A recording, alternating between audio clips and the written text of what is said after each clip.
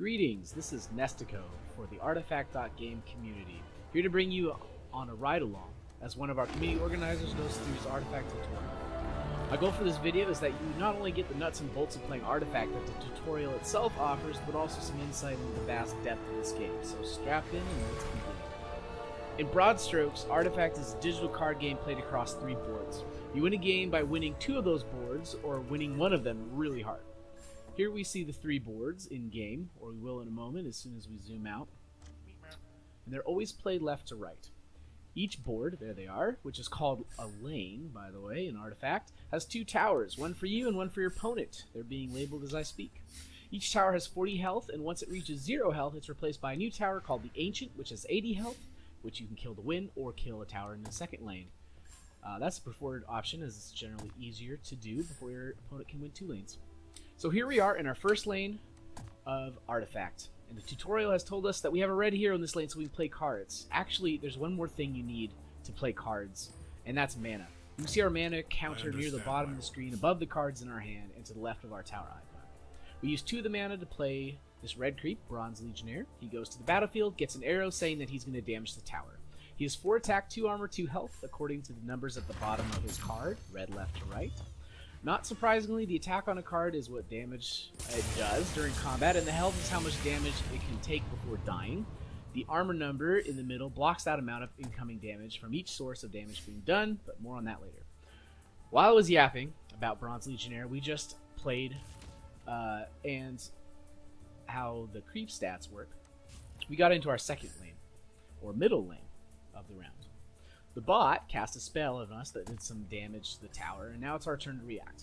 We're in a phase called the action phase. Each lane plays in the same sequence of events: action phase and then combat phase. The action phase has players choosing whether to play cards back and forth until both players decide they don't want to play a card in response to their opponent's action, and then we go to the combat phase, which we just saw. In this third lane, the right lane, we don't have enough mana to play any green cards in our hand, all of which cost 4, so we just pass. So does our robotic opponent, and we're going to enter the chopping phase. You have noticed, perhaps, a satisfying cha-ching sound after something died on a lane. That's the sound of gold in your pocket, which you can use to buy items in the shopping phase. You get 1 gold per creep kill and 5 gold per hero kill. Taking a look at one of the items now. We have 6 gold right now, so we can buy something if we want. And we decide to. A couple things. Alright, because in Artifact you win by dominating 2 out of 3 lanes, how you win matters. If you win a lane, but do so by committing too many resources, you may lose the game because you didn't have enough cards and items to help you win either of the other lanes. The deployment phase, which we're in now, is the most important phase in Artifact because it's where you allocate your most important resource, your heroes. You have 5 of them in your deck, and unlike creeps, these come back into play shortly after they die. We've already mentioned that heroes are important because they allow you to play cards of their color in their lane. So you can see why there are many reasons that choosing where these all-important heroes are going is critical. We decide to send our next hero up, Lycan, to the left lane. Unlike in most card games, Artifact has you draw 2 cards per turn, which we'll see now. You may also notice that your tower also gains a mana each round, so now we're at 4. Our opponent casts another lightning bolt to start this round, and now the tutorial is telling us about the little symbols and how they tell you quickly which cards are spells, which cards are creeps, and which are items. We're going to play our first spell here, which is called Arm the Rebellion. It will buff our creeps on the side of the board that we own.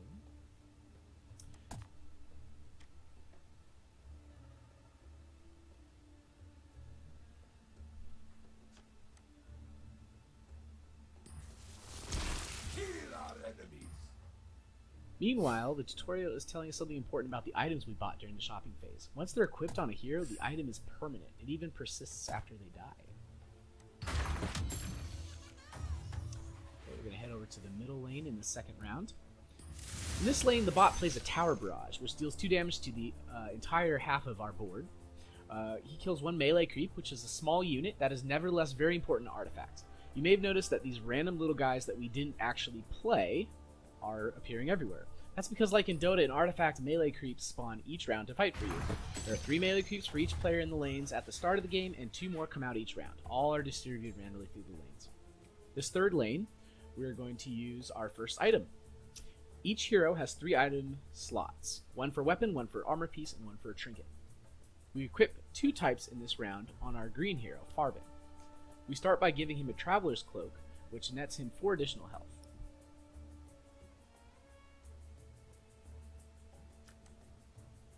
He's still dying to our opponent's black hero, Debbie, but at least now he's less susceptible to any sort of chip damage that our opponent might have been able to play from his hand. Next we give Farben leather armor, which adds 1 armor to his stat line, and we end by playing a creep next to Farben that gives him yet another armor. Small note, I think the cloak here was the correct for the reason I just mentioned, the chip damage, but the other 2 were sort of redundant. Farben was already safe-ish from our opponent's hand plays, and we didn't save him from Debbie anyway by adding all that other armor.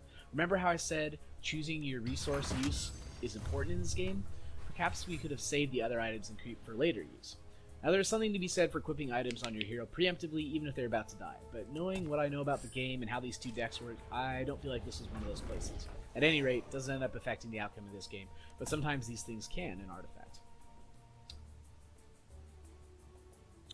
This shopping phase, we can talk a little bit more about the shop. You see there's 3 slots to buy from the shop. The left slot is the secret shop, and it presents player with a random item each turn. It allows players to play all the items in the game, even if some are too situational to put in the decks. The middle shop slot is player deck items, and the right is a consumable slot. Consumable slot also random each time, but it's a random consumable. Shocking. This deployment phase, we're going to play Ursa right, which is a natural decision as there isn't currently a hero on that lane, and it feels bad to leave it empty. I think this deploy is fine, but there's an argument to be made for an aggressive deploy in one of the other lanes in order to just abandon that right lane. Remember, you only need to win 2 out of 3. And we're back into lane 1 for round 3. We're winning this one really hard. Our opponent has no hero, so he can't even cast a spell or a creep card. We can see from the numbers at the top next to the bot's tower's health that we're going to do 28 damage to that tower if we don't do anything right now. We'd really like to develop lethal damage to the tower here, so our boy's going to do that by equipping the weapon item he just picked up on his red hero, Keep the Bold, and we now see the Ancient for the first time. Alright, we're winning this lane 2 at the moment. The bot does another tower barrage. If we were playing a human, I'd be suspicious that he had something to play from the hand, because this tower barrage didn't really do anything besides kill another 1 creep that his blue would have killed anyway, and our Sven is sitting at 1 HP, so he's easy pickings. However, there's no defensive play we can make here, and any creep we throw down would have to land in front of their hero and wouldn't even kill it. Oh, plus the only creeps in our hand are green, and we only have a Sven, a red hero in this lane. Our human compatriot wisely passes. Computer opponent puts down a cloak on the blue hero Jamoy to make him healthier, and we move on to the right lane.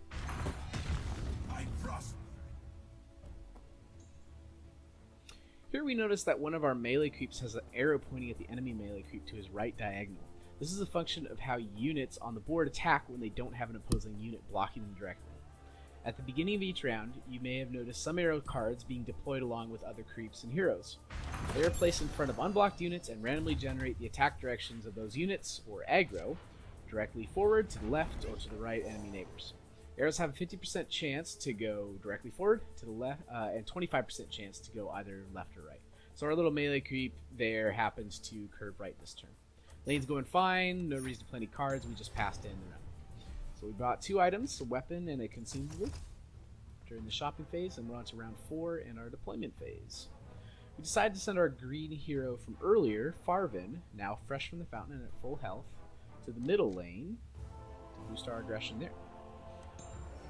The bot has had impressive 3 heroes coming off the bench this round because we've been killing them off pretty consistently. This is sometimes characteristic of black and blue heroes, which are rather squishy, and we'll do more on that later. So we're in this left lane. A lot is going to happen the first time in this lane that we haven't really seen yet. First, we're going to get a tutorial message saying that there's no max hand size in Artifact, which is nifty. There's also no max board size, by the way. Things get pretty crazy when you have to scroll left and right to see how many units are in a lane. Next, we're going to start off by using a card to change the combat target of our red hero Keith. Although our boy's got to hit the continue button first. You're going to notice that even when he's facing away from the creep in front of him, that creep is taking 2 damage. That's because Keith now has something called Cleave due to the item he got last round. He'll do 2 damage to each of the units that are next to his main attack target. We're going to see our first improvement card go down here from the enemy. Improvements are cards that can be played from any lane to any lane, as indicated by 2 little arrows, pointing left and right on the card next to the mana cost in the upper left corner. This makes improvements very flexible. They also persist indefinitely unless destroyed by certain cards that have that capability. Finally, we see the enemy hero Skywrath Mage cast an active ability that lowered the armor of some of our guys. Creeps and heroes can have active, passive, or reactive abilities, so you'll always want to keep an eye on that while you're playing Artifact. In this lane, we're going to have a big learning moment. Watch what happens when we equip our shiny new Keenfolk musket on our Sven. So we're going to take a look at the cards in our hands, what we could possibly do, but ultimately we're going to decide that Keenfolk musket should go on Sven. Unfortunately, we're going to see that right after that he's going to get blown up.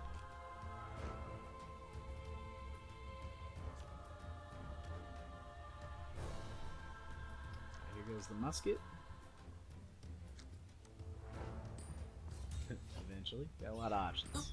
Alright, so musket goes down. He's get hit by a card called No Accident that does 3 damage to him. Remember I said it's important to play around cards from the hand sometimes? We didn't even get to use the active ability on the musket, lets us do 2 damage. He had to, had we waited to play that musket, either by passing or playing our Potion of Knowledge, for example, to draw a card, the bot might still have killed our Sven, but then we could have put the musket on Farvin, the other hero in the lane. We could have then shot the black hero Debbie for 2 damage, which would have been enough to kill her. You may think there's no way we could have known that No Accident would have come out. But something we've discussed about heroes, have not discussed about heroes yet, is that they come to a deck with 3 copies of a signature card. No Accident is Debbie's signature card, so in seeing her on the opposing side, we know that there are 3 copies of that card in the deck that we have to play with. Remember, the order you take actions in is of the utmost importance, and remember this turn because the decisions made here come back to haunt us later. In that third lane while I was talking, we just put down a big beefy creep to provide pressure, by the way. In this shopping phase, we're going to pick up a big armor item from the secret shop. That Shield of Aquila, which will give the equipped hero 2 armor and the allied neighbors 3 armor, which is pretty sweet. Alright, we have no heroes to deploy this round. The bot puts his Necrophos to the right to try and defend, but that lane's already kind of a lost cause for him. And you'll notice before we pop to the left lane to start the round, that Necrophos is actually in front of our red hero, and he's just slated to die instantly. In this lane, we see the Ignite improvement go off and pepper our side of the board with 1 damage before we start the action phase. Our friend Goal here is still putting resources into this lane by playing creeps, using their actives to develop more damage, casting spells to increase their health. This is everything you see. It all feels really good. It's a really natural reaction to this situation, but it's a pretty wrong one most of the time in Artifact. We have already won this lane, like, definitively, and it really doesn't look like we're anywhere close to doing 80 damage here. We should really be focusing our efforts and resources on other lanes. Let's see them try to stab me.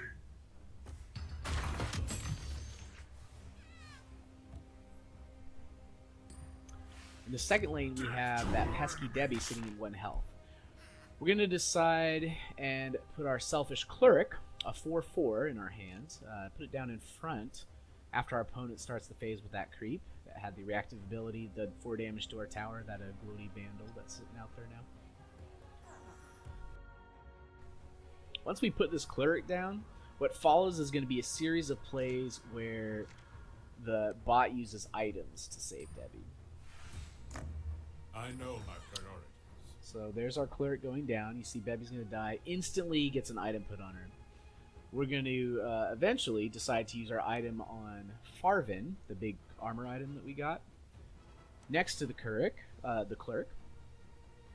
By the way, replacing an item slot will destroy the old item. So we're going to see that happen with the armor that we had on him. My allies will be protected. Put improvement down. Trebuchets will do a little bit of damage to our tower every turn. And we're going to use this Evernurse's Blessing to make our cleric stronger and put Debbie into killing range again. I will After we consult draw a my card. ancestors. He's also going to draw a card using the active on Jamoy. And here goes the Blessing. I feel better. And then, frustratingly, the bot uses a Fountain Flask to save Debbie again. We are out of place, so we move on to combat. Yikes. That turn was a headache. Remember last turn when we could have just killed Debbie? I'm really not being critical of our friend Goal 1860 here, though it may sound like it. You may be getting the sense by now that Artifact is hard. In the heat of the moment, these plays are way harder to see and analyze than after the fact, sitting at my computer with a VOD and a pause button. Our guy's a smart man because in this third lane, he makes the play he missed before. He passed to the bot so that he can play reactively. When that Traveler's Cloak comes down to save his black hero, he casts God Strength, blow him out of the water anyways. Beautiful. We use a function in this shopping phase we haven't seen. Remember how I said the secret shop slot was presented randomly? Well, you can hold items in that slot until next round if you pay 1 gold to do so. He just did that. Big scary Horn of the Alpha. But you have to ask yourself when you're doing this, am I really going to get the gold after this round for that item? And if I do, will I really want that item? I think the answer to both is no here. But the item he held was super cool, so I understand why he did it. Here, we're deploying our spend back middle. There's a good decision, given that you can see that all the 2 random creeps for our opponent are being deployed right this round, and likely a hero as well, as the bot has 2 coming in, and that right lane is in. If Sven went right, he'd likely get blocked and be impotent. As I've already said, there's no reason for us to put resources left anymore this game. So, mid it is. We still don't really need resources in this lane. The bot is not close to taking the tower, and we aren't close to pushing 80, really. Though he puts a wolf down here sort of needlessly, Gold does realize the situation, and he's going to teleport his Keith out of this lane, this red hero. That'll bring him, this teleport scroll will bring him to the fountain directly, but unlike when he dies, he has to wait a turn. When he teleports out, he'll come back next round. So by doing this here, he's providing himself some options for next round.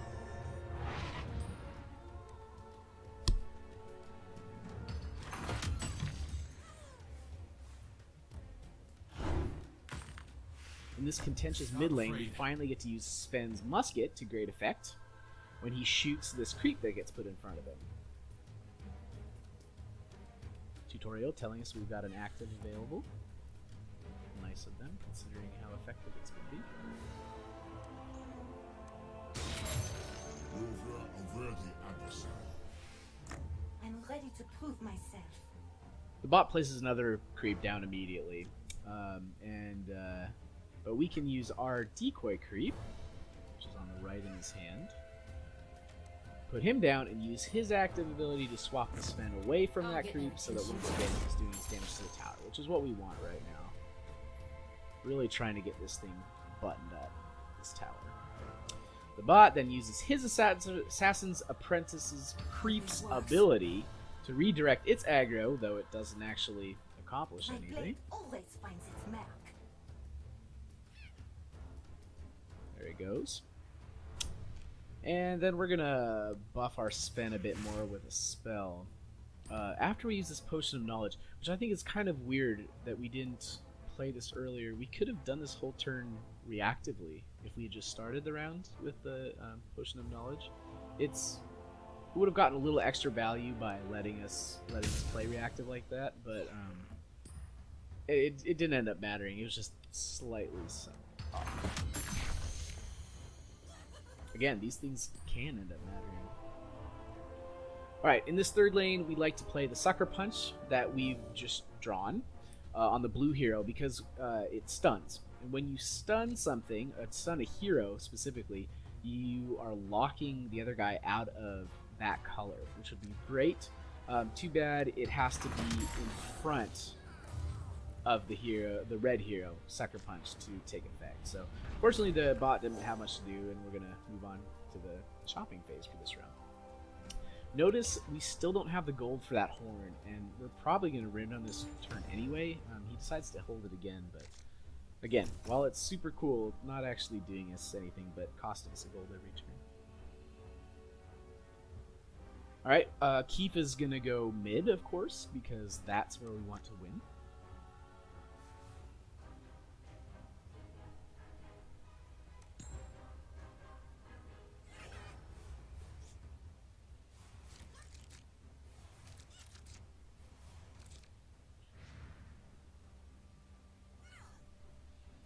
Okay. We end up not having a hero here because the Ignite's going to go off and kill that green hero, the Lycan, before the combat, or before the action phase even begins. So, fortunately, we don't need to do anything here. Tower's already dead.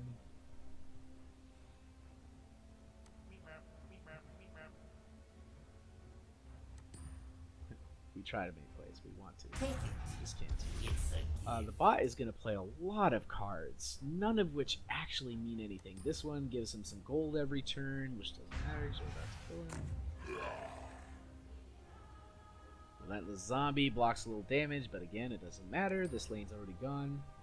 A human player is probably seeing the writing on the wall at this point and conceding. But I guess robots never say die. Remember, there's two of us. Damage going into our tower. He doesn't have lethal. Doesn't matter. Protecting a hero with leather armor that's not actually taking any damage. Or stuff that doesn't matter. Alright, so in this lane we have some stuff that we can do, which is cool, but really unnecessary. As we can see by looking at his tower, we have 22 damage being developed against a tower that has 5 health left. Really, we could just hit the pass button until we win the game, or until he plays something that we need to react to.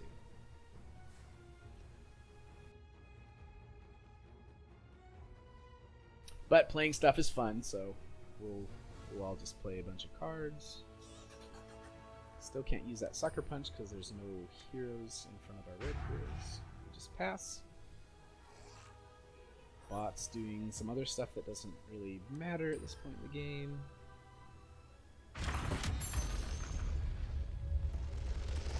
And we go to combat phase, which lets us win our first game. We'll now head into game 2, where the decks are reversed. This order for playing the decks in the tutorial is very purposeful by Valve. We first played a green-red deck. Both of those colors have pretty strong heroes and very board-oriented cards. Black and blue, on the other hand, have more cards oriented to the hand and towards the late game. Therefore, the heroes tend to be weaker on the board and die more easily to the strong red and green heroes.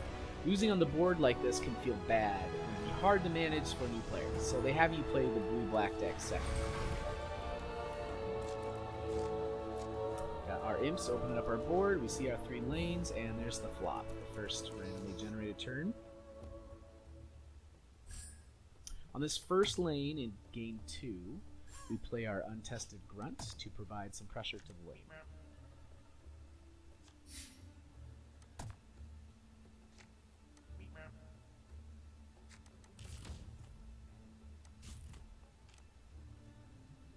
They are making him check the card as part of the tutorial. Now he... Alright, in this next lane we get our first chance at playing an improvement of our own. We're going to decide to place it mid, the lane we're on, but remember that these cards can be played in any lane. I think there was something to be said for playing this card on the right. For one thing, from the last game, that Ignite, we know that Ignite activates at the beginning of the round before the action phase. If we put Ignite to the right of us, we essentially get an extra turn of use out of it, because that lane hasn't gone yet this round. It's a general rule that playing from left lane to right lane where possible is a big advantage to Artifact for that reason. The other reason we could have put the Ignite there to great effect is that our hero is slated to die in this lane, so we could use an extra bit of support to keep it from going out of control. We got no plays, so we just see our Debbie die, unfortunately. And we have no gold yet, so we're going to go on to deployment phase for round 2. Our first hero in from the fountain in this game is Ogre Magi, a blue hero. There's no obvious lane choice here, but middle is scary, he could easily die. Left is safe, but maybe not needed, and right is a toss-up. I think sending him right like we do is pretty risky, because he could have landed in front of that Keith and just died. But you're going to see that, fortunately, we get lucky and that doesn't happen.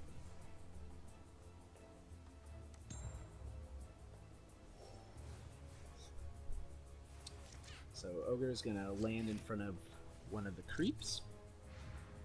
And not the Keef, who would have eaten him alive. Alright, we play our gold mine in this lane that we're about to draw. It's an improvement that I mentioned last game. It gives you some gold every turn. We could have played the Oglodi Vandal. I like that we played the gold mine instead because it starts giving you gold passively once it's out. So it's good to develop it as early as possible. I'll take any advantage. It also gives you the gold after the combat phase, so putting it in the lane that you're playing is not a disadvantage in the same way that putting Knight in the same lane was. Alright, in this middle lane we're going to play one of the dimensional portals in our hand.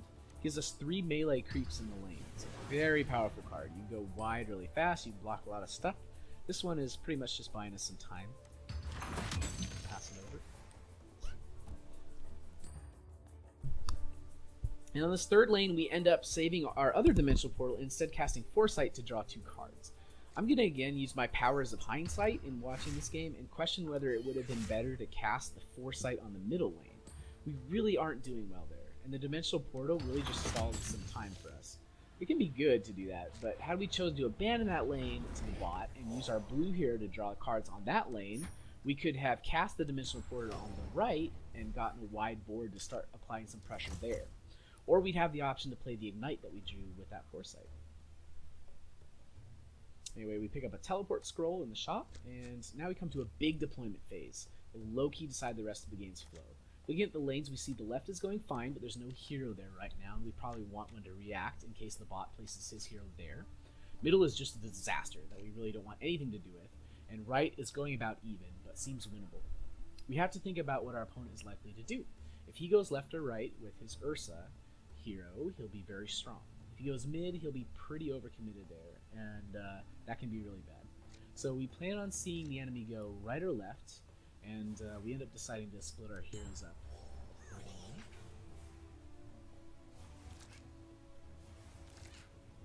I think the bot had a chance to really overwhelm us if he put that hero right. Split left and was good. So next round, not this round, but the next one is going to be mana turn 6, and that's really important for us. We get access to Skywrath Mage's signature card, Mystic Flare. It does a whopping 12 damage divided between a unit and its neighbors. This turn is really all about setting up next turn, because that's when we can be strong as the stat. Our boy sets up some pressure in this first lane with another dimensional portal. We could maybe have cast Ignite to the right, but that probably would have been a little bit too passive. My enemies will fall. Got some items coming in for the bot.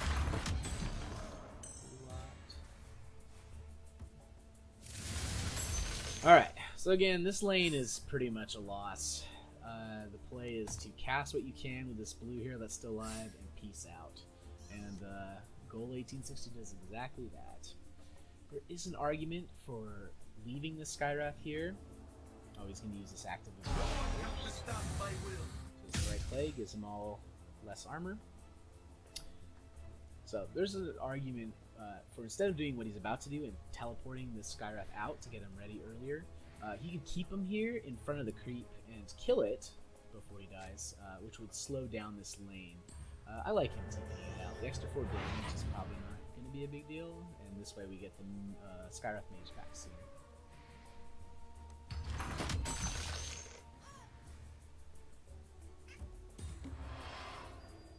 Okay.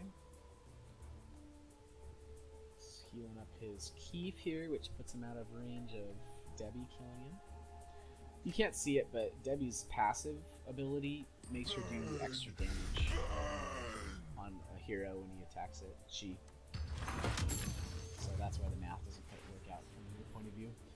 We put Ignite down in this lane, which is going to start pressuring that Keef to eventually die. And in this third shopping phase, we're going to pick up a Stonehall Cloak from the shop. Anything with the word Stonehall on it, an artifact is something that will grow over time. This item, for example, gives you 4 health immediately when you play it, and then 2 more health each round after that. So it's a really strong piece of gear for our squishy blue and black heroes. So we have another 2-hero deploy phase, because our heroes have been dying at a pretty good clip this game. It's a weird kind of advantage in a way to have these weak heroes that die so much. It means that every other turn we get to redeploy them where we most need them, while the other guy's healthier heroes risk getting stuck in lanes where they aren't doing as much good. He decided to split his heroes left and right, he being our buddy, and he sends blue to the left, rightly figuring that he needs to ensure that he can cast his Mystic Flare this turn rather, even if one of his two heroes is taken out before he has a chance to act.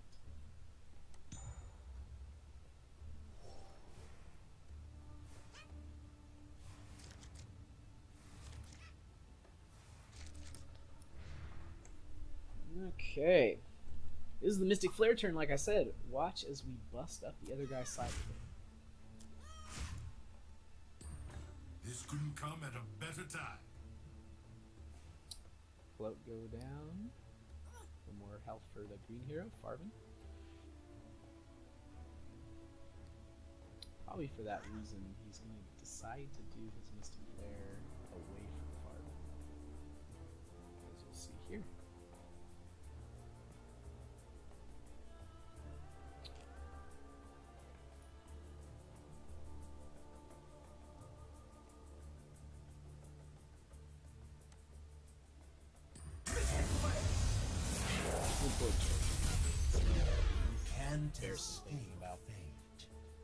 Alright, after this, there's a Stonehall Cloak that we can cast, we just got, and it would save actually neither of our blue heroes.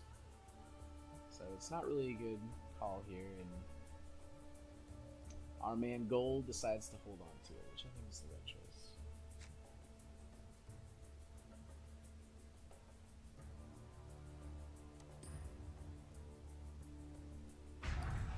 Interesting trinket. Another Traveler's Cloak. These items don't cost mana. So the fact that there's no mana left for opponents. Alright, middle lane. Again, we've got no heroes, so we have no plays. Lane's a loss, but it's okay. We only need two. So much of this game is about deciding when to abandon. I think we made a good choice abandoning this middle. Critically, he's not killing us this turn. He did 23 damage on our tower, which needed 25. So we have 2 left. We don't have a tower lost yet. On this third lane, we need to make some pressure happen and start hurting this tower. We're going to start by slaying this creep, because it's blocking 4 damage from our melee creeps. You can see that the second better than the bleeding thing where you're out of the way. That's 4 damage on the tower. He's gonna clear the deck, which gives him cleave. Between the two of us, we can figure out. Good thing we kept that cloak. Didn't play it first lane because it saves our ogre magi here. It's very important always to look down the line and see where your resources are going to be most needed. Small thing, there was another play option here. If you'd used the cloak, he could have used battlefield control to move Keith's targets left, and therefore protected over cleave damage that was killing him. But since the cloak didn't do anything in the left lane, this was better. Then we just put another gold mine down, start getting more gold. Okay, in this shopping phase, our friend will make a very common, but usually small error that I see even some pros making. If you are sure you're going to buy the item from your deck slot in the middle of the shop and one of the ones on either side, always buy the middle card first. It's because when you buy the middle card, you're presented with the next card in your item deck, which could be something you want to buy. It's not so for the other 2 slots. You're increasing your options when you're going middle first, and you can always just buy what you wanted to buy initially anyway. Alright, so we put Debbie in the left because that's where we need to make sure we can maintain our advantage and push that tower. The bot had no heroes coming in this lane in this turn, so there wasn't anything to worry about from him. Alright, we're going to get an interesting sequence here from our boy Goal. He's going to play his Oglodi Vandal.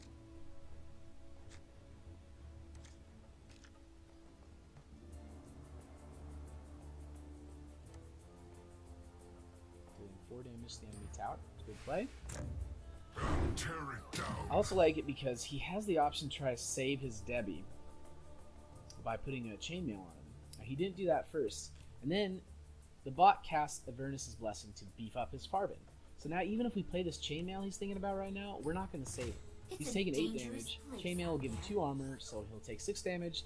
Still more than the 5 damage that 5 health that Debbie had. I think this was a great opportunity to save the chainmail because it wasn't really doing anything for us, but we decided to play it anyway. Again, it's a small thing, it's something that didn't end up mattering. These types of mistakes can definitely make a difference in some games, though. Alright, in the middle here, our Ignite is starting to work, but it won't save us from losing this tower this turn. The bot is still insisting on playing cards here for some reason. Towers, critically, cannot be overkill. So after he kills this initial tower of ours, we have the 80 health Ancient behind it. He can't do this 23 damage to our tower and have the 21 damage that he's spilling over go on to the 80 damage tower. He'll deal the 2 damage only ever. So he's essentially wasting a lot of time and cards and damage here. I guess you could argue that he's using his mana efficiently, but I don't think he has that many things he'd want to play later, honestly. Alright, so we're going to have some really great plays from our boy in this lane. First of all, he's going to use this battlefield control, which lets him change the target of one of his, or the combat target of one of his heroes. He's going to do it to point his Necrophos that's getting blocked by this creep because he got an arrow, kind of unlucky, sending him. But he's going to change that with battlefield control.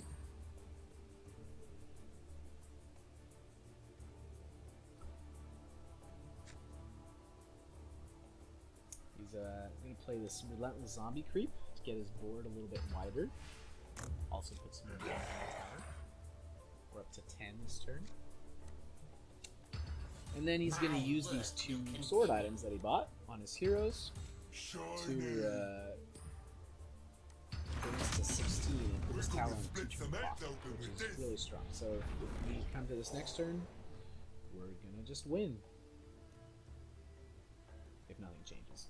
Okay, he's going to buy his Cloak mid. That's great. But then he's going to quickly buy this Fountain Flask on the right. I think he had planned that out first. We saw a Keenfolk Musket real quick, and remember, when you're in the shop phase, there's actually a button you can use to hide the shop, and go see if there was anything that needed that Healing Flask. We may have wanted the musket, I don't know. Okay, we're going to put Jamoy left here, which is correct, because it's insurance against our opponent making a defensive play and somehow holding the lane. He's going to put Skywrath mid, which is probably not necessary, as he's not doing that much to stop a lot of the damage there, and there's really no way that the bot is going to do a full 80 damage on this turn. There's just not cards in the game that let him do that from this position. We're really hoping to just finish the game out by taking both left and right lanes this round, and Skywrath could have helped. Maybe on the right. Alright. There's going to be a lot of stuff happening this turn. In terms of the game, it doesn't really matter. We have lethal showing. You know, we got 6 damage going into this tower that has 4 health left. We really could just pass until the combat phase, unless the bot plays something that we need to react to. None of these plays on the right side of this board are changing the damage that's coming from the left side of this board. So we're doing cute things like taunting, changing combat targets to try to save our blue hero. It really doesn't matter. Our blue hero can laugh all the way to the end. We end up winning the game before this lane plays again. So, still develop lethal. We got the Ancient showing. Okay, we're in middle again. He's healing up the bot. The bot is healing up his green hero. We are going to get a nice little Mystic Flare here, but it doesn't really get us much. He's not going to prevent any damage to the tower because the Lycan doesn't die. And he is going to make it so that we can kill this Ogre creep that's in front of the Skywrath Mage, but we're hopefully about to win the game. In fact, he's going to use other stuff here as well.